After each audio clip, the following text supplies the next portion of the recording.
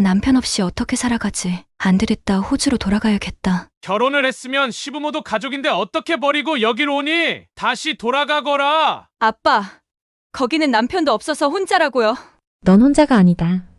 시부모를 잘 모시고 정오고 싶으면 그분들께 효도를 하거라. 남편과 사별한 미모의 호주 여성이 고향인 호주로 몰래 도망와서 아버지에게 한국으로 다시 돌아가지 않고 여기에서 다시 살겠다고 합니다. 그때 아버지는 꿈에서 반기지 않고 정색을 하며 말하는데요. 과연 이 외국인 가족에게는 어떤 일이 있었길래 이렇게 싸늘한 대화가 오고 가는 걸까요? 안녕하세요. 감동의 모든 것입니다. 저희는 해외 커뮤니티 레딧과 감동의 모든 것 공식 이메일로 제보받은 실제 사연을 바탕으로 재구성한 스토리를 전달해 드립니다. 구독과 좋아요, 알림 설정은 영상 제작에 큰 힘이 됩니다. 영상 수익은 독거노인 및 불우이웃에게 전액 기부되니 끝까지 시청 부탁드립니다. 그럼 본격적인 이야기 시작하겠습니다. 안녕하세요. 호주 출신 조지아라고 합니다. 우리는 인생을 살아가면서 때때로 힘든 순간을 맞이하곤 해요. 수많은 좌절을 극복하기 위해서는 주변 사람들의 위로와 격려를 받기도 하고요. 그런 의미에서 저희 20대는 불행의 연속이었죠. 가장 사랑하는 부모님을 잃었거든요. 저희 부모님께서는 두 분 다 소방관으로 일을 하셨어요. 지역신문에 날 정도로 큰 화제를 진압한 부모님께서는 인터뷰를 할 만큼 유명하기도 했고요. 그런 점에서 저는 언제나 부모님이 자랑스러웠네요. 물론 어린 마음에 다른 사람을 위해 자신을 희생하는 것이 얼마나 대단한 일인지는 알지 못했지만 그럼에도 부모님이 하시는 일이 무척이나 대단하다는 것은 누구보다 잘 알았습니다. 소방관으로 일하시는 부모님에게 영향을 받아서일까요? 저 역시도 진로를 결정할 나이가 되자 자연스럽게 소방관이라는 직업을 꿈꾸게 되었네요. 하지만 막상 소방관이란 직업을 가질 준비를 하는 과정에서 저는 소방관과는 거리가 먼 사람이라는 것을 알게 되더라고요. 막연히 소방관이라는 직업이 주는 겉모습에 끌려 시작을 하게 되었지만 무엇보다 남들을 위해 내 몸을 희생해야 한다는 점에서 두려움이 앞섰죠. 부모님에게는 죄송하기도 부끄럽기도 했어요. 보란듯이 소방관이 될 것이라 큰 소리를 쳤으면서 정작 시작도 하기 전에 포기를 한 거잖아요. 자신이 꿈꾸던 꿈과 멀어질 때면 사람들은 큰 상실감에 빠진다고 하지만 저의 경우에는 전혀 그러지 않았어요. 제가 실패를 하더라도 부모님께서 이해해 주실 거라는 확신이 있었으니까요. 그러나 제가 부모님에게 응석을 부릴 날은 두 번 다시 찾아오지 않았네요. 동료분들에게 부모님이 화재 현장에서 눈을 감으셨다는 이야기를 들었을 때는 실감이 나질 않았어요. 아무리 바쁜 일이 있더라도 아침만은 꼭 함께 해주시던 어머니와 아버지께서 금방이라도 현관문을 열고 집에 돌아오실 것만 같았거든요. 하지만 부모님의 장례를 치르고 홀로 집에 돌아오자 인정을 할 수밖에 없었습니다. 이제 두 번 다시는 부모님을 볼 수 없다는 사실을 말이에요. 뒤늦게 찾아온 부모님의 빈자리는 20대 초반이던 제가 감당하기에는 너무 벅차고 힘이 들더군요. 다시는 일어날 수 없을 정도로요. 아마 남편이 아니었다면 오래도록 시간이 지난 후에도 여전히 제자리에 머무르며 부모님을 그리워했을 거예요. 대학교 친구이던 남편은 제 소식을 듣자마자 집으로 달려와 위로를 해주었어요. 어디 그뿐인가요? 혹여 제가 끼니라도 걸을까? 매일 점심때면 저희 집 문을 두드리며 평소 제가 좋아하던 음식까지 손수 배달을 해주었죠. 꾸준히 곁에서 부담스럽지 않을 정도의 선을 지키며 보살펴주는 남편 덕분에 저는 서서히 몸을 짓누르던 상실감에서 벗어날 수 있게 되었어요. 이를 계기로 저희는 교제를 시작했고요. 연인이 된 후에도 남편은 한결같이 저를 배려해주며 사랑을 주었어요. 처음으로 직장을 가지게 되었을 때 꽃다발과 함께 손편지를 적어주었을 때는 얼마나 벅차고 행복했는지 몰라요. 비록 단순한 사무직원으로 아주 작은 회사에 붙었을 뿐이지만 크게 기뻐하며 축하를 해주는 남편 덕분에 마치 대단한 사람이 된 것만 같이 느껴지더라고요. 남편과 함께하며 제일 좋았던 점은 소소한 일상에서도 행복을 찾을 수 있다는 것이었어요. 그러나 국적이 다른 만큼 저희에게도 시련은 찾아왔네요. 취업비자의 만료가 가까워진 남편이 한국으로 돌아가야만 했거든요. 남편에게 한국으로 돌아가야 한다는 이야기를 들었을 때의 충격을 이루 말할 수 없을 정도로 컸습니다. 남편과 함께할 나날을 꿈꾸며 다시 살아갈 용기를 얻은 저에게 남편의 부재는 너무나도 큰 충격이었으니까요. 남편의 앞에서는 당당하게 있고 싶었지만 남편이 없는 호주에서 다시 혼자가 될지도 모른다고 생각하니 도저히 담담한 척을 할 수가 없겠더군요. 이런 순간 남편은 예상 밖의 행동을 했어요. 저에게 프로포즈를 한 것이었죠. 같이 한국으로 가자고요. 저는 한치의 망설임 없이 남편과의 한국행을 선택했습니다. 이 이야기를 전해 들은 주변 사람들은 너무 무모한 결정이라며 한국행을 반대하기도 했어요. 인생의 가장 중요한 결정을 너무 철없이 결정했다면서요. 아마 주변 사람들은 부모님을 잃은 제가 외로움에 몸부림쳤기 때문에 결혼도 한국행도 충동적으로 결정했다고 여기는 모양이었어요. 물론 부모님이 돌아가신 후 외로움을 느낀 것도 한 번의 고민 없이 한국행을 선택한 것도 모두 맞았지만 여기서 가장 중요한 점은 제가 남편을 진심으로 사랑한다는 점이었습니다. 나고 자란 호주의 생활을 접으면서까지 한국에 가기로 결심을 한 것 역시도 남편과 함께 평생을 함께하고 싶었기 때문이었고요. 이후에는 한국에서의 생활을 위한 비자 발급과 이사 준비로 눈코뜰 새 없이 바쁜 나날을 보냈어요. 그리고 대망의 한국으로 떠나는 날이 다가오고 비행기에 오르자 남편은 제 손을 꼭 잡으며 약속을 해오더군요. 자신을 믿고 한국행을 결정한 만큼 잘해주겠다면서요. 남편은 아무것도 모른 채 오직 자신만 믿고 한국으로 향하는 제가 무척이나 걱정된 모양이었지만 사실 저는 두려움보다는 기대감과 호기심으로 가득 차 있었습니다. 부모님의 사고로 잃은 후 호주에서의 생활은 혼자서 견딜 수 없을 정도로 힘들었던 터라 한국에서 새롭게 시작할 삶이 기대되는 것은 물론 설레기까지 했네요. 무엇보다 더 이상 남편과 헤어질 걱정 없이 함께 있을 수 있다는 것이 제일 마음에 들었죠. 게다가 한국은 전 세계적으로 제일 살기 좋은 나라도 뽑히기도 한 만큼 기대가 되기도 했고요. 그럼에도 굳이 걱정거리를 하나 꼽자면 그건 바로 시부모님에 관한 것이었어요. 다른 나라에 비해 한국은 유독 자신의 나라 사람들을 챙기는 민족애가 강하다 보니 외국인인 저를 안 좋게 볼 수도 있다고 생각했습니다. 예전부터 한국의 문화를 접하고 한국과 교류를 한 사람이었다면 그 부담감이 적을 수도 있었겠지만 부끄럽게도 저는 남편과 연애를 하면서도 한국의 문화에 대해서 깊이 생각해 본 적이 없었기 때문에 더욱 긴장이 될 수밖에 없더군요. 그러나 이런 걱정들은 시부모님을 뵙자마자 씻은 듯이 사라지게 되었네요. 제 사정을 들은 시어머니께서는 눈물까지 보이시며 저를 위로해 주셨거든요. 시아버지께서는 앞으로 자신들이 부모가 되어줄 테니 아무 걱정하지 말라며 마음을 토닥여주기까지 하셨고요. 온 가족들의 사랑과 관심 덕분에 저는 누구보다 더 한국 생활에 잘 적응할 수 있었답니다. 저와 마찬가지로 외국인 분들이라면 당연히 한국하면 가장 먼저 서울을 떠올리곤 하실 테지만 제가 지내게 된 춘천은 서울의 화려함과는 거리가 먼 곳이었어요. 호주에서 바리스타로 일하던 남편이 시부모님과 함께 춘천에서 카페를 차렸기 때문이었죠. 서울에서 멀리 떨어진 춘천에는 한국을 대표하는 경복궁과 같은 문화유적이나 남산타워 같은 화려한 볼거리들은 없었지만 저는 더없이 만족스러운 생활을 보냈습니다. 사람들이 넘쳐나는 호주에서의 생활에 지쳐있던 저에게 한적한 데다가 자연과 어우러진 춘천에서의 생활은 더할 나위가 없었죠. 특히나 가을만 되면 단풍이 빨갛게 물들어 있는 북한산의 전경은 그야말로 최고였어요. 원래 도심과 떨어진 곳들은 조용한 생활을 즐길 수 있는 장점이 있는 반면 편의시설이 잘 갖춰지지 않았다는 단점이 있잖아요. 호주만 하더라도 뉴욕이나 호주 같은 주요 도심 지역을 벗어난다면 제대로 된 편의시설을 기대하기는 힘들거든요. 간단한 마트를 한번 가려고 해도 차가 없다면 절대로 오갈 수가 없는 곳들도 많았고요. 그러나 한국은 달랐습니다. 제일 놀란 것은 주변에 마트가 없더라도 편의점을 비롯해 약국 같은 기본적인 생활에 필요한 시설들이 잘 갖추어져 있다는 것이었어요. 더불어 경찰차들은 늦은 시간에도 순찰을 돌았기에 밤에도 안심하고 밖으로 나갈 수 있었고요. 한국에서의 생활은 여러모로 기대 이상이더라고요. 한국의 편의시설이야 워낙 잘 갖추어졌다고 알려졌기에 예상은 하고 있었지만 제일 놀라운 것은 한국 사람들의 행동이었어요. 앞에서도 말했다시피 민족애가 강한 한국 사람들은 자국민이 아니라면 차별을 하거나 무시를 할 줄 알았지만 실상은 전혀 그러지 않더군요. 춘천로 이사 온 지 일주일이 되었을 때 일이었습니다. 시부모님과 남편은 카페 준비로 바빴기 때문에 처음으로 저 혼자서 외출을 하게 되었는데요. 남편이 몇 번이나 서울로 가는 방법을 설명해줬음에도 워낙 길을 잘 찾지 못했기 때문에 버스 정류장마저도 찾지 못했는데요. 그때 제 또래로 보이는 여성분이 다가와 친절하게 버스 정류장이 있는 곳으로 안내를 해주시더라고요. 서울로 올라갔을 때도 한국인들의 친절은 계속되었습니다.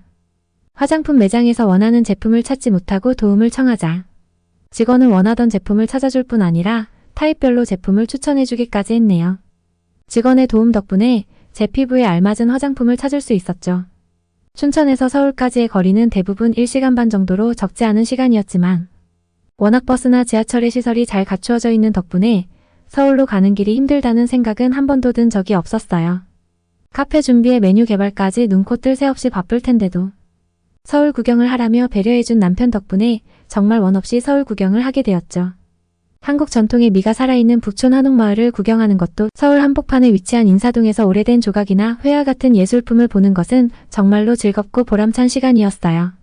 그럼에도 한국어라고는 간단한 인사말밖에 하지 못하는 제가 카페 일을 돕겠다고 나선 이유는 갚지도 못할 만큼 분에 넘치는 사랑을 주는 남편과 시부모님에게 조금이나마 보답을 하고 싶어서였네요. 저희 부부가 사는 아파트의 위층에 거주하시는 시어머니께서는 매번 남편과 제가 먹을 반찬을 해주셨으니까요. 제가 독한 감기에 걸렸을 때는 바쁜 남편을 대신해 병간호를 해주시면서 옆에 있어주시기도 했죠. 가장 아픈 순간 매 끼니 때마다 따뜻한 죽과 약을 챙겨주시는 시어머니와 늦은 밤 귀가할 때면 걱정이 된다며 매번 차를 끌고 데리러 와주시는 시아버지의 곁에 있자니 행복하다는 생각이 저절로 들더군요.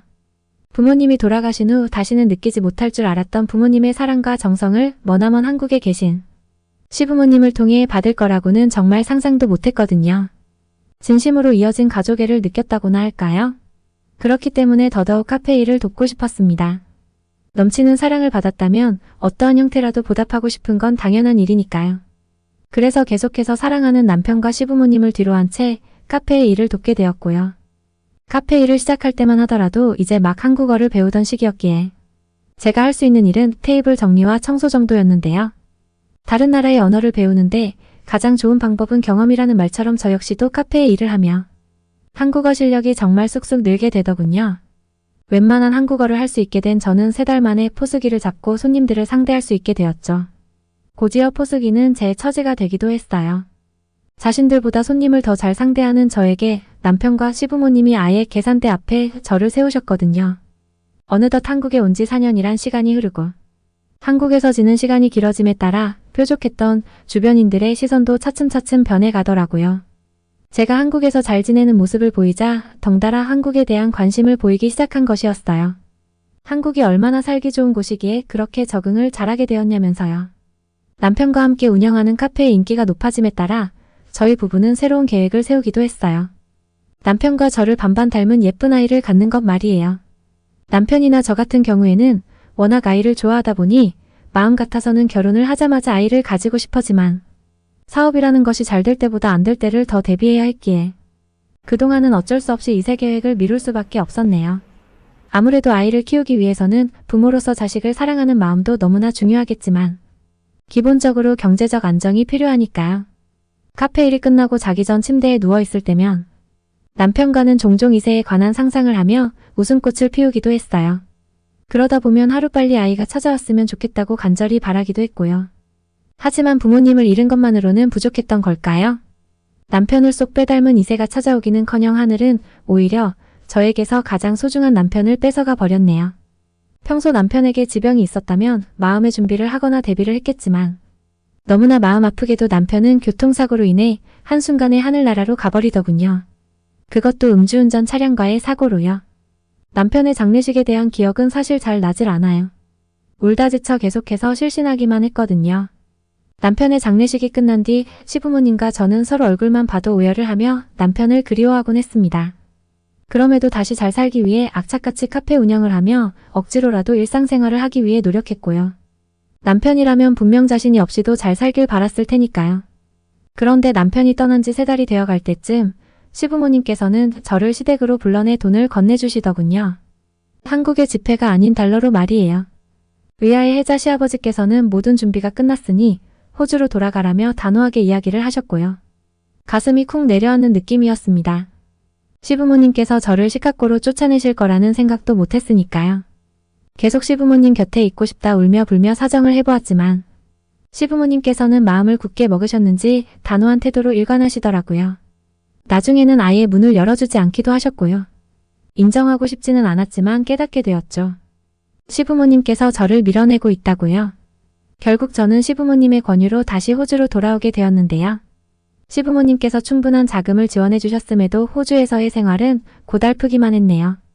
남편의 부재로 힘든 와중 가장 믿고 의지했던 시부모님에게 버림받은 거나 마찬가지니까요. 동시에 거리에 넘쳐나는 노숙자들을 볼 때면 저절로 한숨이 나오기도 했어요. 한국에서 누리던 깔끔하고 쾌적한 거리가 얼마나 대단했는지 역으로 체감을 느끼기도 했고요.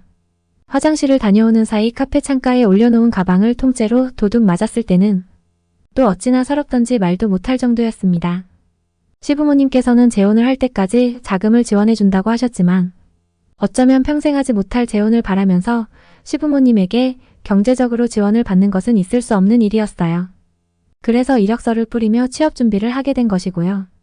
그러나 짧은 사무직 경험밖에 없는 제가 호주에서 마땅한 일자리를 구할 방법은 없었네요. 엎친 데 덮친 격으로 아프기까지 하더군요. 한국이었다면 구급차를 불러 응급실에 가거나 가까운 편의점에서 약을 사 먹을 수도 있었겠지만 병원비가 상상 이상인 호주에서 응급실에 가는 것은 절대 할 수 없었어요. 그렇다고 이미 영업이 끝난 약국에서 약을 타 먹을 수도 없었고요. 처음에는 혼자 참아보려고 하기도 했지만 복통은 점점 심해져만 갔고 떠오르는 사람은 시부모님밖에 없었기에 어쩔 수 없이 전화를 걸 수밖에 없었죠. 시부모님께서 전화를 받으시자마자 저는 펑펑 울며 한국으로 돌아가고 싶다고 빌었어요. 제 이야기를 들은 시부모님께서는 깜짝 놀라시며 비행기표를 끊어줄 테니 내일이라도 당장 한국으로 오라고 말씀을 하셨습니다. 신기하게도 한국으로 돌아갈 수 있다고 생각하는 순간 하루 종일 저를 괴롭히던 복통은 씻은 듯이 사라지더군요. 공항에 도착해 시부모님의 얼굴을 보는 순간 저는 팔을 벌리며 두 분의 품에 안겨 눈물 콧물을 짜내었어요. 제발 내쫓지 말아달라 시부모님에게 애원을 하기도 했고요. 그러자 시부모님께서는 크게 당황하셨습니다. 알고 보니 시부모님께서는 남편도 없이 한국에 지내는 것보다 고향인 호주로 돌아가는 편이 저에게 더 좋다고 생각하신 모양이더군요. 재혼을 위해서도 호주가 더 낫다고 여기셨고요. 시부모님께서는 자신들의 생각에 앞서 상처를 줬다며 사과를 하셨는데요. 저는 한국에 돌아와 다시 시부모님과 지낼 수 있다는 사실만으로도 안도가 되었네요. 그 후 저는 시부모님과 같이 카페를 운영하며 지내게 되었습니다. 남편이 떠난 지 꼬박 2년이란 시간이 흐르고 그 사이 시어머니께서는 계속 재혼을 권유하기도 하지만 아직은 남편 이외의 남자에게는 그 어떤 관심도 가질 않더라고요. 호주가 나고 자란 고향이라면 한국은 제가 살아 숨 쉴 수 있게 해준 마음의 고향과도 같은 존재예요. 이렇게 좋은 곳에서 소중한 시부모님과 함께할 기회를 준 남편에게는 언제나 감사할 따름입니다. 비록 더 이상 남편이 제 곁에 없기는 하지만 저는 아마도 한국에 사는 평생 동안 남편을 그리워할 것만 같아요. 가장 행복했던 시간은 남편과 함께 했을 때니까요. 이곳은 영국의 한 가정집입니다. 10살짜리 소년이 평소 친하게 지내는 친구네 집에 놀러 온 모양인데요. 친구 가족들이 다 같이 식탁에 앉아서 간식을 먹고 있는데 이 남자아이는 친구네 가족들과 함께 간식을 먹지 않고 혼자 친구의 방에 앉아서 게임을 하고 있습니다. 저녁 전이라 배가 고플 만한데도 이 아이는 간식을 먹지 않았는데요. 이 친구와 놀기를 끝내고 집에 돌아간 아이는 울면서 배고픔을 참아낸 이야기를 엄마에게 합니다. 속상해하는 아이에게 뭐라 하지도 못하고 혼자 분통이 터진 엄마. 하지만 1년 뒤 영국 엄마는 한국에서 똑같은 일을 겪었는데요. 그녀가 겪은 한국에서의 재미있는 일이 인터넷 커뮤니티 사이에 화제가 되었습니다. 안녕하세요. 영국에서 쭉 살다가 작년에 남편을 따라 한국으로 와서 살게 된 제니퍼라고 합니다. 영국은 날씨 변화가 거의 없어요. 좋으면 좋고 싫으면 싫을 수 있죠. 변화가 없다 보니 사실 영국은 우울증 환자가 다른 나라보다 많은 편이에요. 평생 영국에서만 살 줄 알았는데 결혼 후 남편을 따라 한국으로 왔습니다. 남편은 미국 사람인데 그가 영국의 주재원으로 왔었어요. 그때 저는 영국에서 레스토랑을 운영하고 있었어요. 주재원으로 일하러 온 남편은 저희 가게에 점심을 먹으러 자주 왔어요. 어느 날은 내일 가게 문을 일찍 닫아도 되냐고 묻길래 왜 그러냐고 했더니 근처 호수에 놀러 가자고 하더라고요. 저희 가게 호수는 영국 안에서뿐만 아니라 전 세계에서도 아름답기로 유명한 호수거든요. 그 예쁜 호수에서 데이트를 하는데 성사 안 될 커플이 어디 있겠습니까? 저는 그렇게 남편에게 코가 깨어서 결혼까지 했답니다. 그리고 아들과 셋이 오붓하게 영국에서 잘 살았죠. 그러다 아이가 초등학교에 들어갈 무렵 남편은 한국 주재원으로 발령이 나버렸어요. 사실 남편이 미국에서 왔으니까 미국으로 갈 수는 있겠다 싶었는데 한국은 예상치도 못한 곳이었죠. 그렇게 영국에서 삶을 정리하고 우리 가족은 한국에서 새로운 삶을 시작하게 되었습니다. 다 좋은데 저에겐 딱 한 가지 걱정이 있었어요. 바로 유독 내성적인 아들입니다. 낯가림도 심하고 습기도 없어서 영국에 있을 때도 친구와 거의 논 적이 없어요. 본래 성격인 것도 알겠지만 그 일이 있은 후 아이는 그런 성향이 더 강해졌어요. 영국은 개인주의 문화가 정말 강한 나라입니다. 국민들이 말수가 적고 표정이 한결같아 무뚝뚝하다고 평가되는 나라예요. 여느 유럽인처럼 이웃이나 단골 가게 직원과 자연스럽게 날씨 이야기를 하지 않아요. 약간 뭐랄까 필요한 말만 간단하게 하고 상대방의 사생활에 관한 답변을 유도하는 질문을 안 한다고 해야 할까요? 그것이 상대에게 대한 배려라고 생각하는 게 영국 문화거든요. 한동안 코로나로 전 세계가 떠들썩했을 때 인터넷에 유명한 사진이 화제가 된 적 있었어요. 바로 영국의 한 버스 정거장에서 2m 간격으로 줄을 서 있는 거죠. 영국은 코로나 전부터 거리두기가 있던 나라예요. 이런 문화 속에서 어느 날 내성적인 아들이 친구 집에 놀러 가겠다고 말하는 거예요. 영국 문화상 남의 집에 놀러 가는 건 어려운 일이거든요. 사생활을 침해한다고 생각하니까요. 아이는 친구 부모님에게 허락을 받았다고 하며 꼭 가겠다는 거였죠. 저렇게 내성적인 아들이 굳이 가겠다고 하니 저도 보낼 수밖에 없었어요. 아이 손가방에 과자와 빵을 조금 담아 놓았습니다. 초대해준 집을 빈손으로 보낼 수는 없었습니다. 그것이 영국의 개인주의 문화니까요. 아이는 제가 준 손가방을 들고 자전거를 타고 친구네 집에 갔고 늦은 저녁이 되어서야 우리 집으로 돌아왔습니다. 그러더니 집에 오자마자 배고프다며 빨리 밥을 달라고 하는 거 아니겠어요? 보통의 가정이라면 오후 늦게 간식을 먹거든요. 아이가 안 먹었을 리가 없을 텐데 저는 아이에게 친구네 집에서 간식을 안 먹었니? 라고 물었죠. 아들은 친구가 간식을 먹을 동안 자기는 친구 방에서 게임을 했다고 했어요. 왜 같이 안 먹었냐고 물어보니 아까 친구 집에 갈 때 가져간 손가방을 자전거 탈 때 뒷좌석에 두고 탔는데 친구 집에 도착해서 자전거에 내리니 손가방이 없어졌다는 거지. 뭡니까? 빈손으로 친구 집에 들어가게 된 아이는 그때부터 주눅이 들었나 봐요. 친구 부모님은 물론 우리 아이를 따뜻하게 환영해 주었을 거라고 추측하지만 어쨌든 아이는 불편했던 거죠. 오후 4시 반쯤 간식 시간이 돌아오자 아이는 배가 고프기 시작했다고 합니다. 집에서는 늘 그 시간에 간식을 먹으니까요. 그 집도 간식 시간이라 간식을 먹으러 오라고 했다고 해요. 그런데 빈손으로 간 우리 아이는 간식을 먹는 것도 뭔가 안 맞다고 생각했는지 친구에게 안 먹겠다고 얘기를 했대요. 영국 문화답게 친구의 부모님은 우리 아이가 간식을 먹으러 식탁으로 안 와도 한마디도 없었다고 합니다. 그래도 그렇지 아직 어린 아이인데 왜 안 먹는지 한 번쯤 물어보았으면 좋았을 텐데 아이는 배고픔과 무안함이 섞인 감정으로 계속 놀다 집으로 왔어요. 아무리 문어라고 해도 저는 너무 화가 났고요. 당장 따지러 그 집을 가려다가 참았습니다. 되려 제가 예의 없는 사람으로 보일 수 있겠다 싶어서요. 너무 속상했습니다. 저의 그런 모습을 보고 아들은 그 이후부터 친구네 집으로 놀러 간 적이 없었습니다. 네, 맞아요.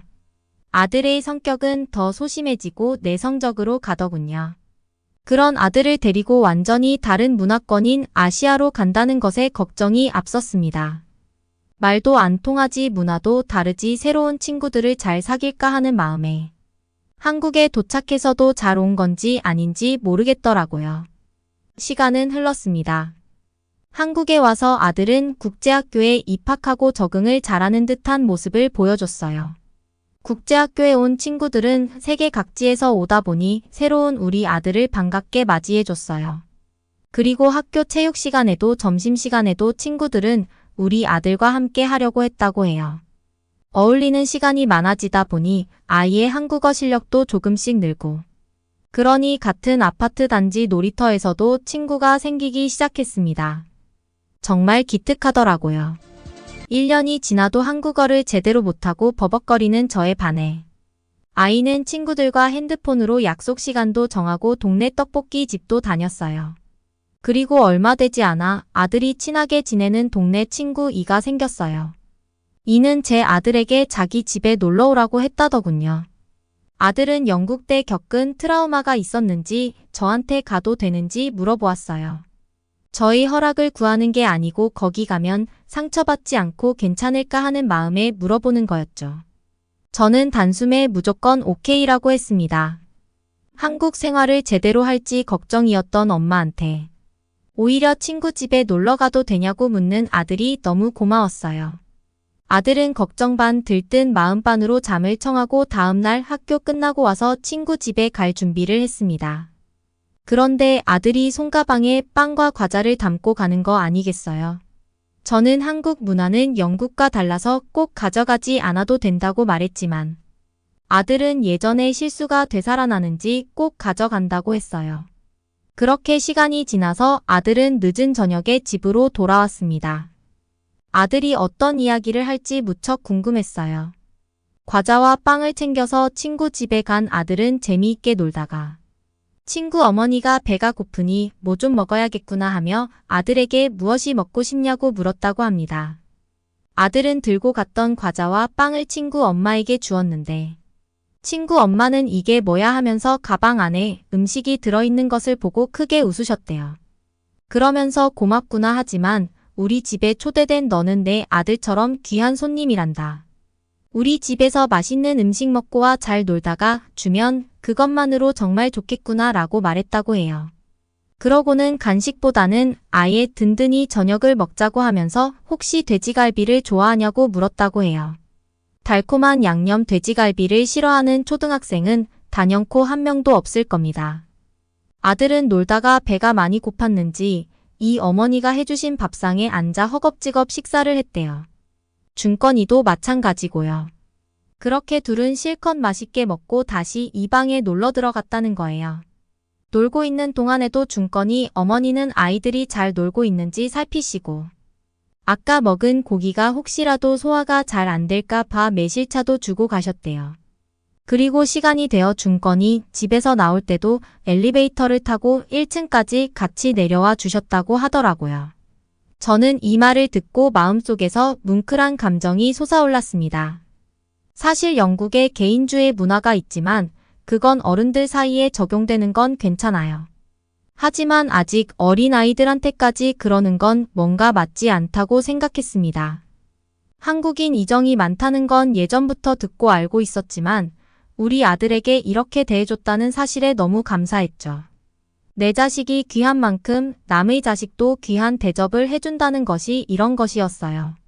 저는 너무 감사해서 이 전화번호를 통해 어머니에게 감사 인사를 드렸어요.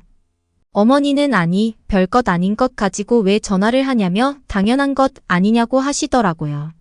대단한 음식을 차린 것도 아니고 우리 먹는 거에 숟가락 하나 더 얹었는데 그걸 갖고 감동하는 게 당황스럽다고 하셨죠. 그리고 언제든지 이 집에 놀러와도 된다고 하셨어요. 제 마음엔 여러 가지 감정이 교차했어요. 감사의 마음에 선물이라도 드리겠다고 제가 고집했어요. 그러니 준건이 엄마는 가만히 있다가 영국에서 왔다고 하셨죠? 라고 물으시더니 뜬금없이 그럼 다른 선물은 못 받겠고 빵 한 조각만 주세요 하시며 유머로 넘기시더라고요. 그렇네요. 생각해보니 영국은 개인주의 문화보다 빵이 더 유명했네요. 준건이 어머니의 재치에 저도 웃음이 막 터지더라고요.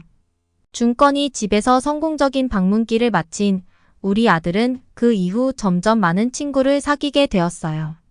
대부분 한국 친구들이었어요. 예전에 내성적인 성격이 많이 좋아졌고 이젠 게임할 때 팀 대표도 한답니다. 한국 와서 사교성이 정말 좋아졌지요. 다 한국의 문화, 한국의 어른들 덕입니다. 저는 남편이 한국 주재원 할 동안 아이의 청소년기가 지났으면 하는 바람이에요. 이런 안정적이고 따뜻한 곳에서 청소년기를 잘 보낸다면 이 세상 어디 나가도 잘 헤쳐나갈 거라 믿어요. 제 사연을 들어주셔서 감사합니다. 영국 소년이 한국에 와서 한국의 정을 제대로 느꼈네요. 이 가족이 한국에서 더 많은 우정과 추억 쌓기를 바라겠습니다.